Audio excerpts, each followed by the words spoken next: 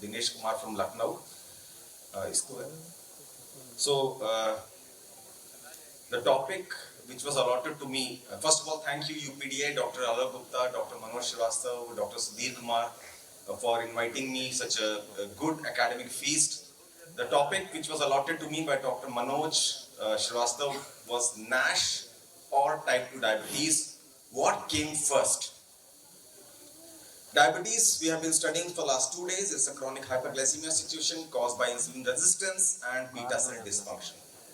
NASH, usually preceded by NAFLD. NASH is non-alcoholic steatohepatitis, preceded by non-alcoholic fatty liver disease, is an inflammatory condition with fat accumulation and sometimes development of fibrosis in the liver.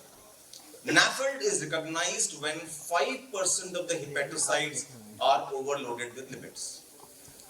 This is the spectrum of NAFLD and NASH. It starts with steatosis, followed by steatohepatitis, then fibrosis, and later on cirrhosis and hepatocellular carcinoma. So when this topic was allotted to me, the first thing that came to my mind was the chicken and egg story. What came first, we still don't know. Similarly, whether we type 2 diabetes or NAFLD NASH, we still don't know what came first. Why is this situation? Because both the disease have an insidious onset. We really don't know when they start and when they progress. We really have to do the screening procedure to really see their growth and onset. The diagnostic criteria, especially for NAFLD NASH, has been changing over the years. Earlier it was liver biopsy, then came the enzymes, then came the non-invasive scores, then came the invasive techniques like non-invasive radiological techniques, ultrasound, fibroscan, MRI. So because of all these changing methods of diagnosis, it has been very difficult to know when does this disease start. The risk factors are almost the same. Obesity, sedentary lifestyle, poor diet rich in carbohydrates and fat. The pathophysiological mechanism is also almost the same. They all have a coexistence of insulin resistance, and the progression is like all the way down. You will find that whether some way or the other you find NAFLD and NASH interacting with each other with diabetes, and you will not be able to judge where the disease has actually started. They have coexistence. In most of the patients, we did, Dr. Avasthi, Dr. Muklesh Gupta, Dr. K.P. Chandra and myself did a study on NAFLD and prevalence incidence of pre-diabetes. Of diabetes complication, of cardiovascular outcome, retinopathy, nephropathy. In the presence of diabetes, NAFLD will progress much faster to NASH, fibrosis, cirrhosis, and hepatocellular carcinoma. So they have a bidirectional influence with each other. But now really what came first? How do we know? About 25 days, 21 months ago, Dr. Manoj Srivastav, when he gave the topic, I studied many articles, many studies. And there is a soft signal. If you watch cricket, when the DRS goes to the umpire, the ground umpire gives a soft signal whether the cricketer is out or not. So after studying so many trials and studies, I got a soft signal that probably NAFLD is the chicken and came first. I have those soft evidences available. They are not hardcore evidences, but soft signals that probably NAFLD was coming or is already present when diabetes comes into picture. So epidemiological evidence. NAFLD, the global prevalence is 25%. Prevalence in India is 36%. The WHO scenario says diabetes prevalence in 2016 was 8.5%. So if you add pre-diabetes to it, another 8% means 16 to 80%. 16 to 80% of diabetes prevalence and 25% of NAFLD NASH prevalence. How can a disease with a lower prevalence cause a disease which is having a higher prevalence? Vice versa can be true. So this is one evidence probably that NAFLD exists before type 2 diabetes. The pathophysiological evidence. If you see this whole chart, we all understand that obesity is a common factor. Adipose tissue dysfunction is a common factor. Adipose tissue dysfunction leads to release of free fatty acids. lots of free fatty acids because of our poor nutrition, because of our weight, and these free fatty acids keep on flowing to the liver. Liver is not able to metabolize all those free fatty acids and they accumulate as triglycerides, leading to insulin resistance at the hepatic level. Now, insulin, the endogenous insulin coming from the portal vein is not cleared by liver as well. Now, insulin resistance leads to hyperinsulinemia, further obesity, and that vicious cycle of insulin resistance in the periphery and the hepatic level continues.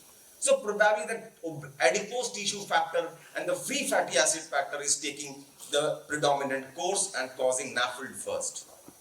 The clinical trials.